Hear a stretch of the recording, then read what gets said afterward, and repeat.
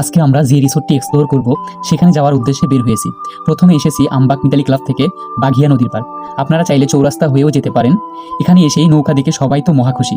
আমরা আস্তে আস্তে দুপুরের গরম রোদে পানিতে নৌকায় দুলতে দুলতে ঘাট পার হলাম। এখান থেকে অটো নিয়ে সোজা রিসোর্টে যাব। আমরা যে রোডটি ব্যবহার করছি এটি আমাদের সুবিধার্থে, প্রকৃতি দেখার নেশায়, কিন্তু আপনাদের জন্য বলে রাখছি গাজীপুর চৌরাস্তা থেকে 7 কিলোমিটার দূরে মিরবহর বিআরটিসি এলাকায় অবস্থিত সবুজ প্রকৃতি, কৃত্রিম ঝর্ণা ও বাচ্চাদের রাইড সমৃদ্ধ এই রিসোর্টে প্রবেশ মূল্য মাত্র 100 টাকা।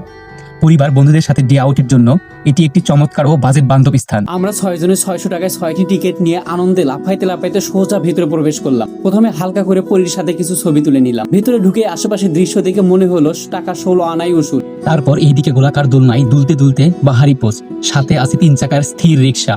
ভাব ধরলাম প্যাডেল মারা, কিন্তু ওই পাশে অদক্ষ ক্যামেরাম্যান দক্ষতার ভাবে মাটিতে পা পড়ছে না। ক্যামেরাম্যানের এই ভাবের কারণে আমার খুব একটা ছবি তোলা হয়ে ওঠেনি, কিন্তু আশেপাশে অস্থির ছবি তোলার ব্যবস্থা আছে।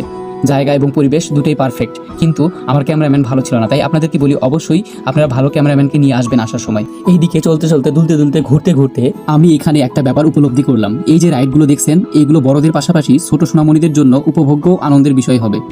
তাই অবশ্যই ছোট সোনামণিদের সাথে নিয়ে আসতে ভুলবেন না। তারাও এই যান্ত্রিক জীবনে আসল প্রকৃতির ছোঁয়া পাবে, যা তাদের চঞ্চল মনকে আরো বিকশিত করবে, যা বলাই বাহুল্য।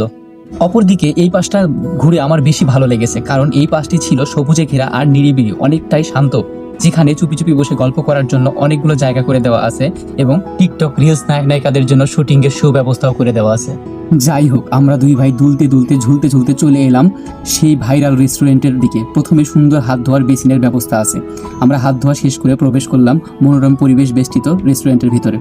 তবে পরিবারের সকল সদস্য থাকায় আমরা খাবারের দৃশ্য ধারণ করা থেকে বিরত থাকি।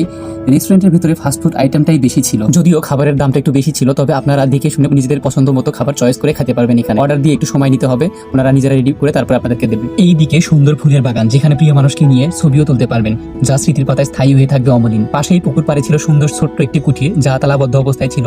হয়তো এখানে প্রবেশ মূল্য দিয়ে প্রবেশ করতে হবে। এদিকে হাঁটতে হাঁটতে আমরা চলে আসলাম Nilambari phuchka and ice cream corner. এখানে চাইলে আপনি সুন্দর সুন্দর আইসক্রিম ও ফুচকাও খেতে পারবেন। ভাইরে ভাই, এই পাশে দিকে আবার বিশাল সুন্দর পদ্মা ব্রিজ পার হয়ে এইদিকে দেখি নিচে রং বেরঙের মাছও খেলা করছে পানিতে। এরপরেই চলে এলাম সেই লাল পদ্ম বেষ্টিত বিশাল পুকুরে, যেখানে ছিল প্লাস্টিকের নৌকা আর মন মাতানো বাহারি লাল পদ্ম ফুলের সুবাস নিতে এসে পড়লাম সেই বিশাল সুইমিং পুলে, যার এন্ট্রি ফি মাত্র 200 টাকা। 200 টাকায় আনলিমিটেড সুইমিং। এখানেই আজকে নীলাম্বরী রিসোর্টের ইতিকথা। আবার দেখা হচ্ছে নতুন কোনো এক্সপ্লোরে। ধন্যবাদ, আতর এক্সপ্লোরসের সাথেই থাকুন।